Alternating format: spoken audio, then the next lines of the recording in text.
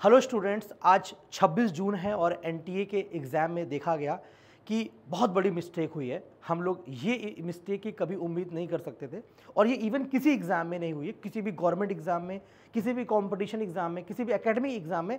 This is the biggest blunder. और ये केवल एक मिस्टेक नहीं है। इस एग्ज़ाम में अभी तक 3 शिफ्ट के पेपर हुए और 2 से 3 बड़ी बड़ी मिस्टेक्स देखी गई। मैं पहली मिस्टेक बताता हूँ जो आज के शिफ्ट में हुई है।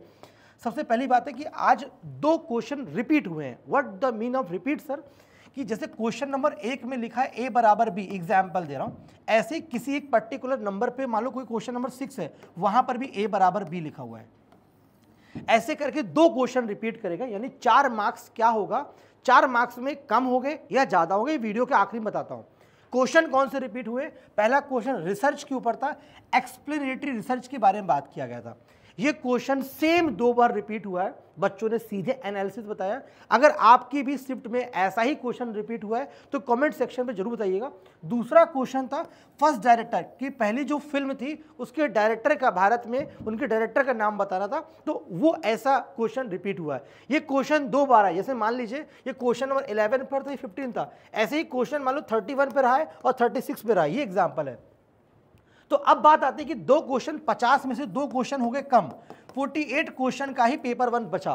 तो क्या एनटीए 48 क्वेश्चन पे मार्किंग करेगा या 2-2 नंबर के हिसाब से 4 नंबर आपको हर बच्चों के बराबर जोड़ दिए जाएंगे? बट बात वही पढ़नी है कि 48 पर ये इतनी बड़ी मिस्टेक हुई कैसे, ये 2 क्वेश्चन गलत हुए कैसे और ये 2 क्वेश्चन रिपीट कैसे हुए? क्या पेपर बनाने में वो सावधानियां बरती नहीं जा रही हैं, वो प्रोसीजर फॉलो नहीं किए जा रहे हैं जिसे पेपर को बनाना चाहिए?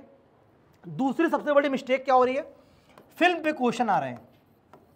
25 तारीख को जो क्वेश्चन हुआ था, पेपर हुआ था, उसमें 2 क्वेश्चन मूवीज थे। मूवीज का रिलीजिंग ईयर बताना था और उनका रिवेन्यू कलेक्शन, बॉक्स कलेक्शन का इंक्रीजिंग ऑर्डर बताना था। अब सोचिए किसी बच्चे को बाहुबली 2 मूवी ने कितना कमाया फरवरी 2025 में, वो पता होना चाहिए। आरआर ने कितना कमाया ये पता नहीं, पुष्पा 2 ने झुकेगा नहीं साला, ये मूवी याद करेगा। अब बच्चा वो असिस्टेंट प्रोफेसर बनेगा या वो झुकेगा नहीं साला करेगा? बताइए, एक असिस्टेंट प्रोफेसर, एक रिसर्चर के लिए झुकेगा नहीं साला, चंदन का वो तस्करी सीखेगा? दूसरा क्वेश्चन, आज जो 26 तारीख को बेटा पेपर हुआ, उसमें 4 क्वेश्चंस मूवीज से आए हैं। क्वेश्चंस हमें पता नहीं चले हैं एग्जैक्ट क्वेश्चन क्या है, बट ये कंफर्म है 4 क्वेश्चन मूवीज से आए। क्या ये एनटीए का सही रवैया है? मैं सपोर्ट करता था कि पेपर सही बनेगा और बहुत अच्छा चल रहा था। कल की शिफ्ट के डीआई बहुत आसान थे, जो असिस्टेंट प्रोफेसर के दायरे को चेक करने के लिए होने चाहिए थे। बट आज बहुत बड़ी मिस्टेक हुई है।